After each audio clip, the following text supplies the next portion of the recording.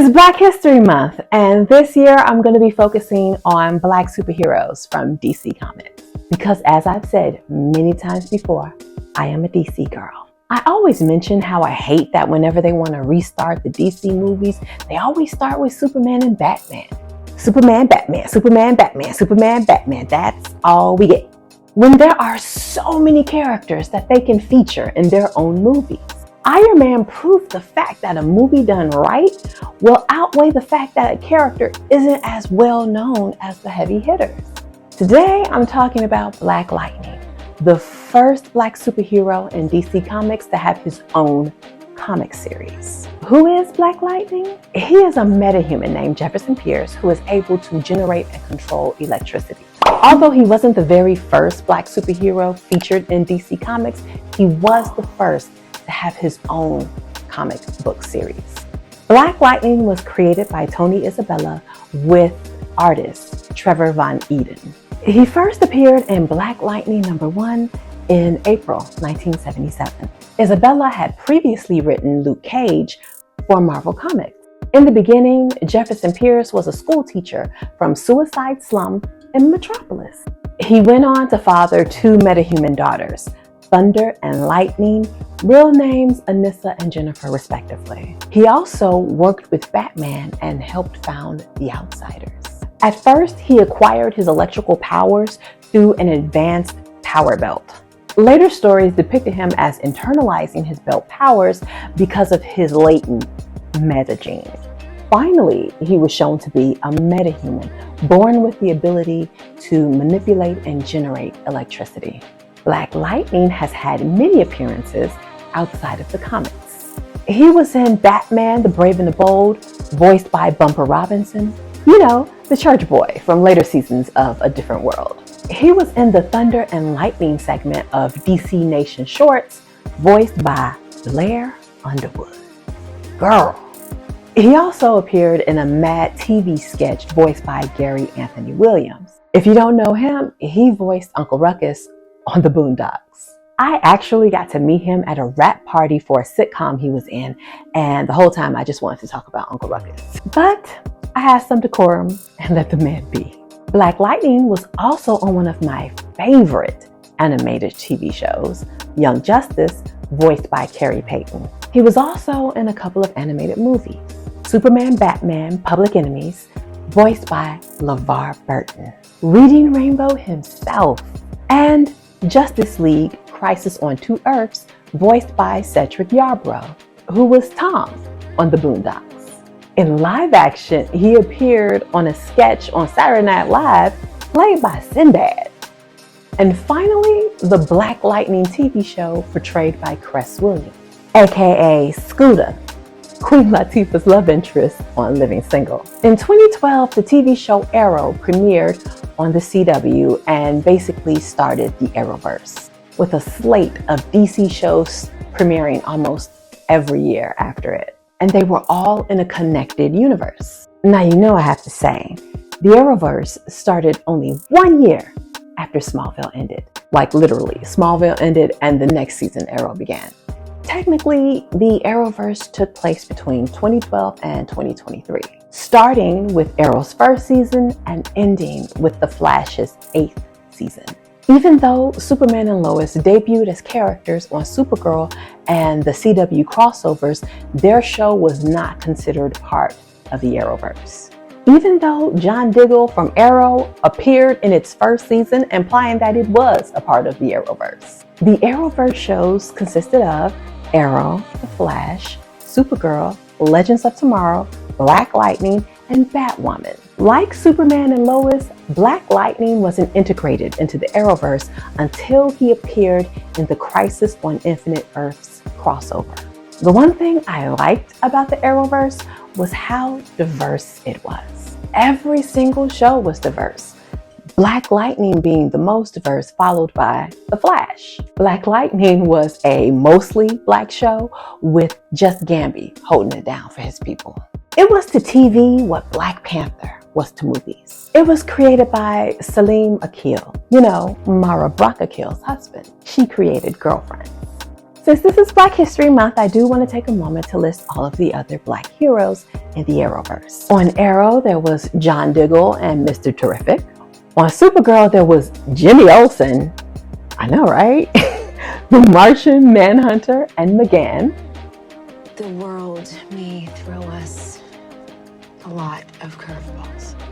On The Flash, there was Cecile, who for some reason I keep wanting to call Celeste. I gotta go to breakfast with Dad, but I'll catch up with you guys later. And I guess Chester? He was metahuman, but then his powers were dormant, but then they saved his life, so I don't know anymore. On Legends of Tomorrow, there was Firestorm. And technically, Firestorm was only half Black because he was one half young Black man and the other half old white dude. Batwoman, there was of course Batwoman and Luke Fox, who was the son or grandson of Lucius Fox. The last 2 seasons of Black Lightning aired during the pandemic. With everyone at home bored yet fed up with the world, it was the perfect storm for some protests to jump off. I think what made these protests notable was that it wasn't just Black people protesting being murdered by cops for the crime of living while being Black. I can breathe! I can breathe! I can breathe! I can breathe! Other races joined in who were tired of seeing Black people being murdered with no change in sight. Black Lightning was the perfect show for that time. It reflected the lived Black experience we were experiencing through those tense times. And it gave us hope because it showed Black people who were literally empowered to fight against the oppression. I'm so tired of this. Black Lightning was just what we needed to see. A family of Black superpowered individuals fighting the system. And each family member represented a different part of the struggle. With Jefferson, you see his struggle as a Black husband and Black father, as well as being a principal of a Black school in a Black neighborhood. With his wife, Lynn, you see her struggles as a wife and mother to superheroes. Being a genius, but still feeling powerless because she wasn't a metahuman. With Anissa, you see the struggle of a young Black woman trying to get her start in the world, while also trying to navigate the world and find her place in it. And with Jennifer, you see the struggle of a Black teenager, filled with such strong emotions, but forced to push them down in order to deal with daily life. Some of the best moments on the show was when the whole family got together to save the world.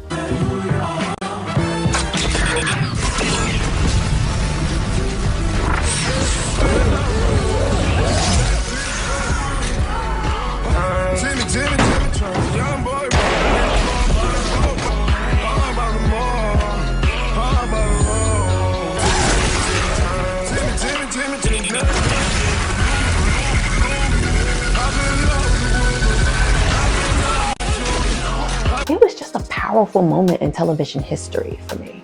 It also showed why representation is so important, not just in having Black characters or a Black creator, but also Black writers. From the dialogue to the characters' actions. Please.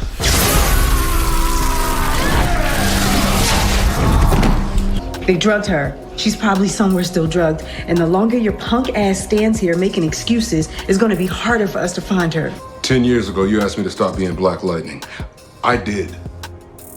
Hypocrisy looks good on you. Even down to the music chosen to play over an episode. Angle I drop on, always up to y'all system.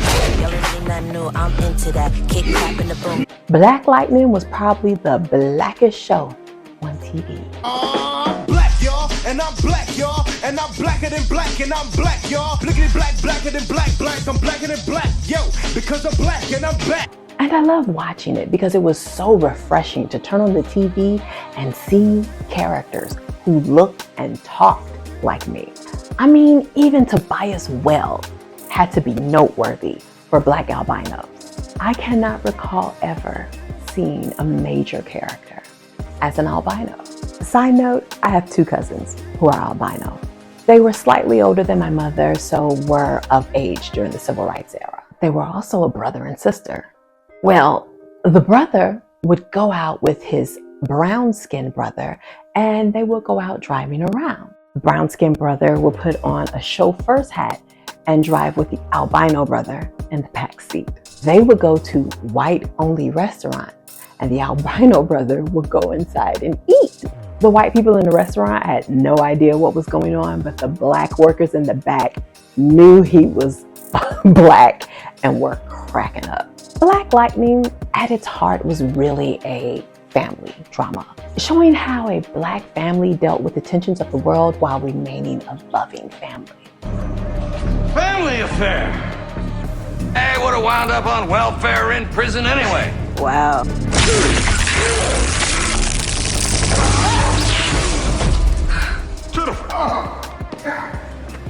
The show was called Black Lightning, but it was really about the entire Pierce family. And I think that's important to note about Jefferson Pierce as a superhero. He was a family man who was just fighting to make his neighborhood safer for his family and his neighbors. So many other superheroes are lone wolves.